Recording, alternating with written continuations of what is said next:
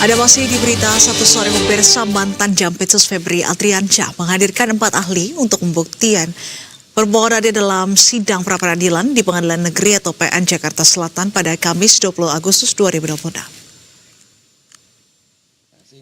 Keempat ahli ini adalah Rasji, ahli hukum tata negara dan administrasi negara dari Universitas Tarumanegara; Nur Basuki, ahli hukum pidana korupsi dan hukum acara dari Universitas Erlangga; M. Arif Setiawan, ahli hukum pidana dari Universitas Islam Indonesia atau UII, serta Bahrus Ali, ahli pidana khusus dari UII.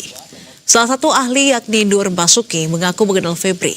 Adapun 4 ahli ini untuk permohonan dengan termohon Polda Metro Jaya dan Kortas Sipit Korpori.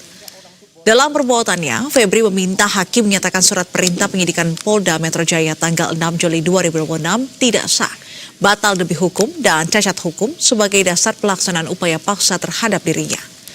Febri juga meminta hakim menyatakan surat perintah penggeledahan yang dilakukan Polda Metro Jaya dan didampingi Kortas Sipit Korpori terhadap rumah keluarganya di kawasan Sentul dinyatakan tidak sah dan tidak mempunyai kekuatan hukum mengikat. Selain itu, Febri meminta tindakan penyitaan barang yang dilakukan oleh Polda Metro Jaya pada 9 Juli 2026 di rumah keluarganya dinyatakan tidak sah dan tidak mempunyai kekuatan hukum mengikat.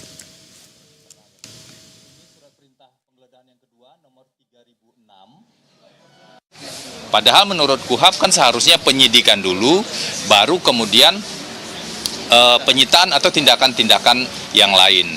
Nah, tadi ahli menjelaskan itu bisa melanggar prinsip kecermatan. Ada satu prinsip dalam azas umum pemerintahan yang baik yang kalau dilanggar, maka produknya atau suratnya menjadi tidak sah. Nah, itu tadi disebutkan ya. Jadi ada isu soal penggeledahan, ada isu soal penyitaan. Kami juga menanyakan tadi pada ahli terkait dengan prinsip kecermatan ini terkait dengan kejaksaan ya. Bagaimana, apakah surat yang diterbitkan itu sah kalau yang menandatangani tidak berwenang? Kami tunjukkan peraturan Jaksa Agung bahwa yang berwenang menandatangani surat perintah penyidikan adalah Direktur Penyidikan. Tetapi di Kejaksaan Agung yang tanda tangan bukan Direktur Penyidikan.